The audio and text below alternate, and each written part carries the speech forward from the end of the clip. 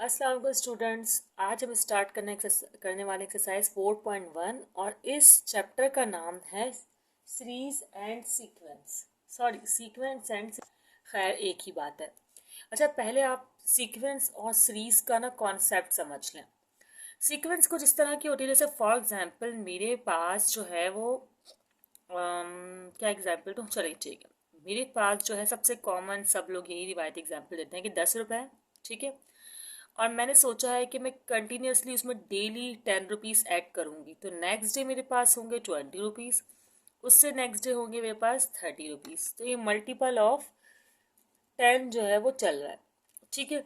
इसी तरह मैं ऐड करती जाऊँगी और मेरे पास जो है कुछ, अब इसका डिफरेंस जो निकालेंगे आप, 20 में से 10 10 ही आएगा, 30 में से 20 10 ही आएगा। मतलब कोई भी किसी भी जगह पे जाकर आप उसकी बिफोर एंड आफ्टर वाली वैल्यू का डिफरेंस निकालेंगे तो वो सेम होगा। जिसका मतलब ये एक ऑर्डर्ड कंडीशन चल रही है, ठीक है। क्या पता ये स्क्वायर होता है, मैं बोलती भाई मैं आज तो 10 रुपये रख रही हूँ लेकिन कल मैं 20 रखूंगी, तो मतलब 10 का डबल, ठीक है। तो 30 हो जाता, तो वो सीक्वेंस हो जाती चेंज। फिर 30 का डबल, तो वो जाता है 60। जितने भी पैसे रख रही हूँ उससे डबल रखूंगी। तो वो जो भी आपकी सीक्वेंस हो उसको आप सिक्वेंशियल फॉर्म में अरेंज कर ले, तो वो आपकी कहलाएगी सीरीज और सीक्वेंस। और इसकी भी डिफरेंट टाइप्स है जो कि हम 1 बाय 1 क्वेश्चन करते करते जो है प्रैक्टिस करेंगे, ठीक है। अब हमें ना यहाँ पर कुछ सीरीज दी है। जैसे पहला पार्ट है आपके पास, एक मिनट, पहला पार्ट है आपके पास 2 4 और 6, सही है। ये एक पार्ट दिया हुआ और कहा गया है कि आप इसकी जो है रूल ऑफ फॉर्मेशन मालूम करें। खैर ये बज़ाहिर साफ दिख रहा है कि 2 का टेबल है और में 2 का डिफरेंस है, जैसे 4 और 2 में 2 का डिफरेंस, 6 और 4 में भी 2 का डिफरेंस। लेकिन आपको इस तरह नहीं करना है, आपको बताना है जैसे 2 है, 2 का टेबल है, फर्स्ट टर्म 2 है, 2 को मल्टीप्लाई करने से 1 से क्या आ रहा है 2, ऐसा ही मिसाल दे रहे हैं हम। और अगर 2 को 2 से मल्टीप्लाई करेंगे तो 4 आएगा, सेकेंड टर्म आ रही है। फिर 2 को 3 से मल्टीप्लाई करेंगे तो 6 आ रहा है। इस तरह 2 को 4 से मल्टीप्लाई करेंगे तो 8 यहाँ दिया हुआ नहीं है लेकिन यही टर्म बन रही है। तो इसका मतलब कि आपके पास जो ए एन बना है, ए हम यहाँ पर इन टर्म को कहते हैं, जैसे first term, second term, third term. तो ए एन जो आपके पास बना है वो है 2n। मतलब हमें पता होगा कि हमें फिफ्थ टर्म मालूम करनी है। अगर तो मैं 2 को मल्टीप्लाई करूंगी फिफ्थ से तो मेरे पास फिफ्थ टर्म आ जाएगी। 100th टर्म मालूम करनी है तो मैं 2 को मल्टीप्लाई करूंगी 100 से, तो मेरे पास इस सीक्वेंस की 100th टर्म आ जाएगी, सही है। चलें नेक्स्ट पार्ट देखते हैं इसका। और यहाँ मेंशन भी कर दें कि एन कुछ भी हो सकता है, 1 2 3 एंड सो ऑन, ठीक है। अब अगर आप इस सीक्वेंस को देखें तो ये ऐसा लग रहा है ना कि कोई नंबर है और उसको स्क्वायर कर रहे हैं, मतलब कि ये नंबर चेंज हो रहा है यहाँ पर और ये नंबर कांस्टेंट है। तो हम इस तरह इसको लिख सकते हैं कि n बराबर है 1 के, 2 के और 3 के और सो ऑन। और जो टर्म है ना, जो भी टर्म है मालूम करनी है, उसमें हम क्या करेंगे, n लिखेंगे, है ना, और उसका कर देंगे स्क्वायर। जैसे अगर मुझे फिफ्थ टर्म मालूम करनी है तो मैं यहाँ 5 लिखूंगी और उसका स्क्वायर कर दूंगी। 6 टर्म मालूम करनी है तो मैं 6 लिखूंगी और उसका स्क्वायर कर दूंगी। तो ये तो बहुत ईजिली है, जो इसकी तो हमें वैल्यू फाइंड हो गई। अब अगर आप इस पार्ट को गौर करें तो देखें ये 3 का टेबल नहीं बन रहा। अगर 3 का टेबल होता तो 3 2 से 6 होता। ये 3 का स्क्वायर है, मतलब 3 3 ज़ा 9। और फिर ये 27 भी जो है वो 3 का, नहीं नहीं, 27 3 का क्यूब है, बिल्कुल 27 3 का क्यूब है, क्योंकि 9 का स्क्वायर तो 81 होता है। तो इसका मतलब कि यहाँ पर हर चीज़ 3 की है, तो मतलब ये पहली वैल्यू जो है वो 3 की पावर 1 है, सेकंड वैल्यू जो है वो 3 की पावर स्क्वायर है, और थर्ड वैल्यू 3 की पावर क्यूब है। तो इसका मतलब फोर्थ वैल्यू 3 की पावर 4 होगी।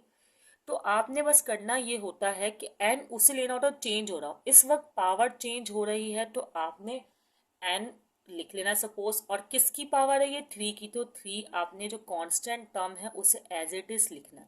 मेन कांस्टेंट टर्म जो सेम होती है उसको आप लिखते हैं, उस नंबर को आप लिखते हैं, और जो चेंज हो रहा होता है उसकी जगह आप लिखते हैं एन।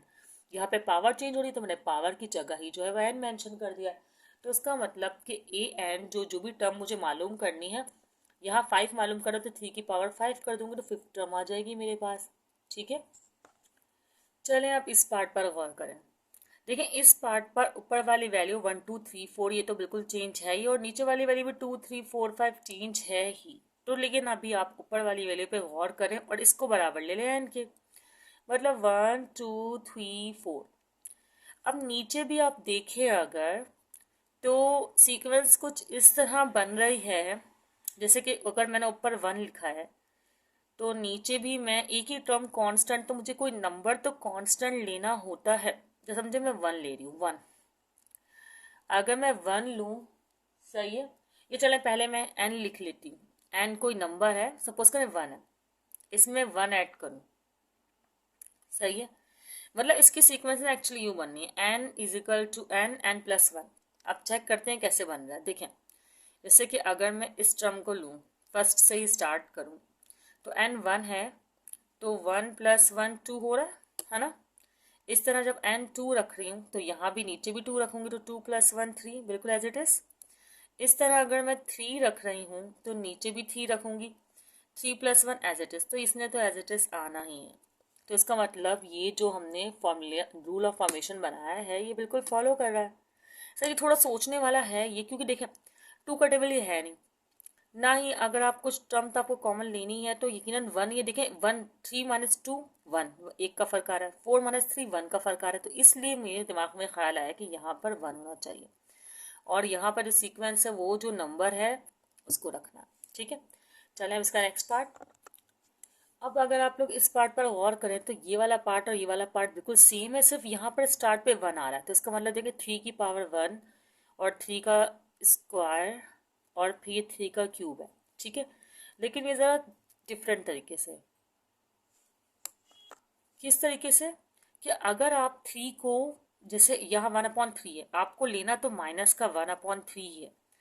अब स्टार्ट में भी आपको माइनस का 1/3 ले लेना है, लेकिन 1 चाहिए, तो 1 आपको उसी सूरत में मिल सकता है जब यहाँ पावर 0 आए, और यहाँ पावर 0 इसी सूरत में आ सकता है जब हम 1 में से 1 माइनस करें। तो इसका मतलब कि आपको यहाँ 1 में से 1 माइनस करना है। इस तरह से सपोज करते हैं, एक बार -1/3 में आपको 2-3 बार लिख कर दिखा देती हूँ। ये थोड़ा सा कॉम्प्लिकेटेड है लेकिन आपको समझ में आ जाएगा इंशाल्लाह। ठीक है, अब यहाँ 1 - 1 लिया है ना मैंने, तो यहाँ पर 2 - 1, यहाँ पर मैं नंबर बढ़ाती जाऊँ, यहाँ पर 3 - 1 और यहाँ पर 4 - 1, तो इन शॉर्ट ये स्क्वायर ही कहलाए, सॉरी ये सिंगल पावर कहलाएगी। ये 3 - 1 स्क्वायर ही बन जाएगा और ये 4 - 1 क्यूब ही बनेगा, है ना।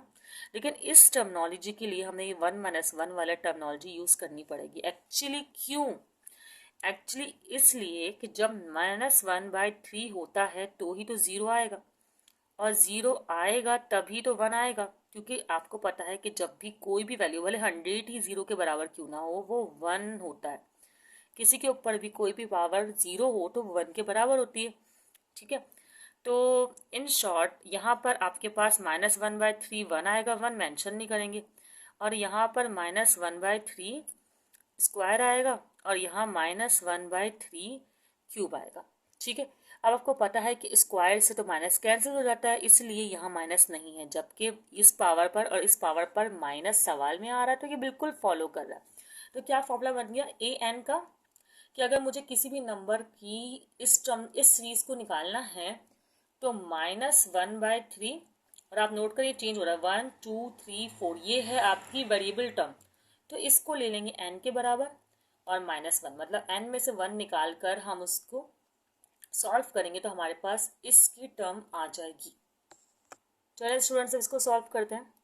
देखें, ये सब प्रैक्टिस से ही आपको आएगा। अभी आपको ना, ये आप नोट करें, ये हर चीज़ ना किसी नंबर के क्यूब है, जैसे 1 1 का क्यूब है, 2 का क्यूब है ये, और ये 3 का क्यूब है, और ये 4 का क्यूब है, तो इसका मतलब आगे वाला नंबर जो है वो 5 का क्यूब होगा, 6 का क्यूब होगा। इन शॉर्ट कि ये बन रहे हैं क्यूब, ये 1 का क्यूब, ये 2 का क्यूब, और ये 3 का क्यूब, और ये 4 का क्यूब, ऐसा ही है ना, और सो ऑन। ठीक है, तो इसका मतलब इस वक्त वेरिएबल टर्म ये है, और जो वेरिएबल टर्म होती है उसी को हम n के बराबर लेते हैं। मैं यहाँ an लिख रही हूँ वैसे, ठीक है, और जो सेम होती है ना उसको हम सेम जो है वो ही लिख देते हैं, जैसे 3 है तो 3 लिख देते हैं। अब आप लोग सोच रहे भाई हमारे दिमाग में ये कैसे आएगा, ये प्रैक्टिस से आएगा। जब आप लोग प्रैक्टिस करेंगे तो आपको रियलाइज हो जाएगा यार ये तो क्यूब्स हैं, ये स्क्वायर हैं, ये डिफरेंस है, जो भी है। ठीक है, तो इसलिए आप ज़्यादा से ज़्यादा प्रैक्टिस करें तो ये आपको क्वेश्चंस जो हैं वो ईजिली आने लगेंगे। और उसके अलावा चैप्टर 4 जो है आपके एग्ज़ाम पॉइंट ऑफ व्यू से काफ़ी इम्पॉर्टेंट है। इससे क्वेश्चन जो है वो 11वीं क्लास के एग्ज़ाम में काफ़ी ज़्यादा आते हैं, तो इस चैप्टर की अच्छे से प्रैक्टिस कीजिएगा। इस क्वेश्चन में आपको कह रहे हैं क्वेश्चन नंबर 2 में कि find the first 5 terms of sequence. मतलब इस बार आपको जनरल टर्म दी हुई है जो कि हमने पिछले क्वेश्चन में बनाई हैं, और आपको बस फर्स्ट 5 टर्म्स मालूम करनी है। तो समझें कि पहले आपको if n is equal to 1 रखना है, फिर 2 रखना है, फिर 3, फिर 4 और फिर 5, और सॉल्व करना जल्दी से कर लेते हैं। 2 है, n की जगह आपको रखना है 1 और ये 3, और यहाँ भी 1 + 1, ठीक है। तो जगह 2 1 2 और ये 3 और ये 1 + 1 तो हो जाएगा 2। तो हमारे पास आया 2 × 4, तो 4/3। पहले टर्म देखें जल्दी से, इतनी आसानी से हमारे पास आ गए। इस तरह 5 टर्म्स हमने निकालनी है, तो हम निकाल लेते हैं यहाँ पे सामने, ठीक है। अब हम रखते हैं n इज इक्वल टू 2, सही है। तो क्या होगा, इस बार 2 है तो 2 × 4, चलें 2 रख लेते हैं पहले, 2 and 3 और यहाँ पे 2 + 1, सही है। तो क्या हो जाएगा, 2 × 4 और ये 3 तो है ही, और ये भी 3 है, तो 3 से 3 कैंसिल, तो यहाँ पर सेकेंड टर्म आ गए हमारे पास 4।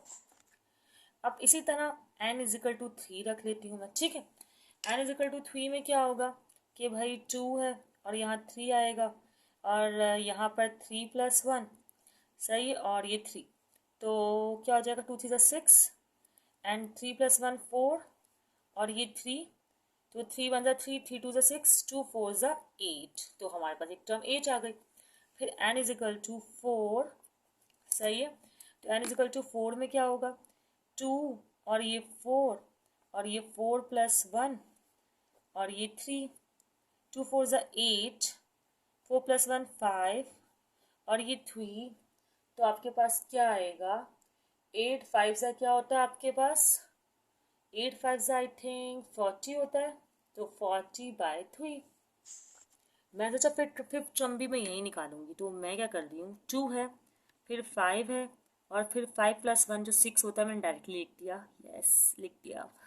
अब 2 5 10 और 10 6 हो जाएगा, 10 6 क्या होगा भाई, 60 है ना, और ये 3 एज इट इज रहेगा। फिर 3 1 3 2 एंड 0 तो 20। तो ये हमारे पास फर्स्ट 5 टर्म्स आ गए, ये this one and this boxes भी बना सकते हैं, ठीक है।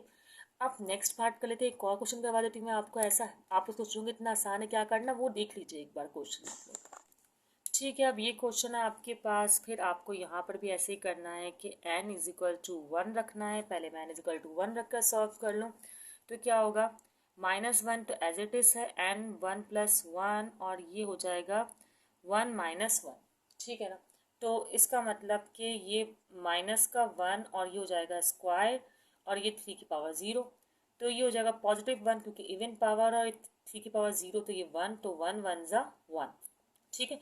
अब हम रख लेते हैं n इज इक्वल टू 2, सही है। n इज इक्वल टू 2 में आप क्या करेंगे कि वही -1 है, लेकिन अब 2 + 1 हो जाएगा, और n -1 है, तो 2 - 1, ठीक है। तो यहाँ पर हो जाएगा -1 और पावर 3, और यहाँ पर 3 की पावर 1 बचेगा, तो 1 लिखते नहीं, खैर है। अब -1 आएगा क्योंकि पावर जो है वो ऑड है, और 3 भी एज इट इज आएगा, तो इन शॉर्ट आंसर हो गया -3।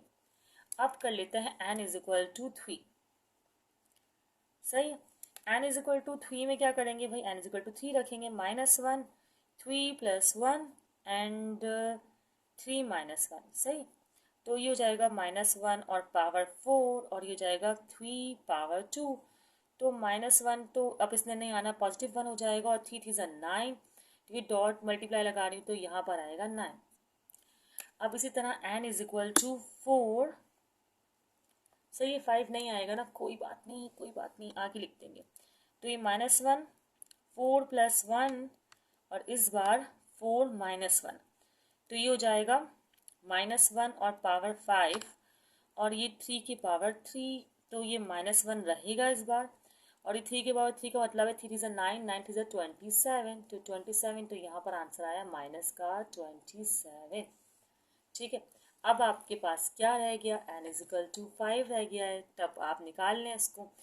तो इन शॉर्ट ये तमाम क्वेश्चन जो है वो ऐसे ही होंगे और मुझे उम्मीद है कि आप लोग इसको कर सकते हैं ना। यहाँ 5 - 1 है, ठीक है।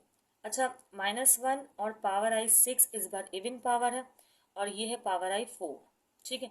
तो यहाँ पर आपके पास आएगा, तो खैर ये इवन पावर है तो पॉजिटिव का 1 हो जाएगा और यहाँ पर 3 की पावर 4 जब आप करेंगे तो आंसर आएगा 81। तो इन शॉर्ट 5th नंबर आ गया 81। तो ये हो गए आपके 5 टर्म्स, सही है। ठीक है स्टूडेंट्स, बाकी के पार्ट भी बहुत इजी हैं, ऐसे ही हैं, आप लोग का टाइम लगेगा तो आप लोग इसको आगे के पार्ट्स खुद प्रैक्टिस कर लीजिएगा, ठीक है। वैसे ये पेपर के पॉइंट ऑफ व्यू से, एग्जाम के पॉइंट ऑफ व्यू से इम्पॉर्टेंट नहीं है, लेकिन वैसे आप लोग को आना चाहिए नॉलेज के पॉइंट ऑफ व्यू से, ठीक है स्टूडेंट्स। यहाँ पर हमने क्वेश्चन नंबर 1 और 2 तकरीबन जो है वो कर लिया है और आपको समझ भी आ गया होगा इंशाल्लाह। चलें ठीक है, अपना ख्याल रखिएगा, दुआ में याद रखिएगा। अल्लाह हाफिज़।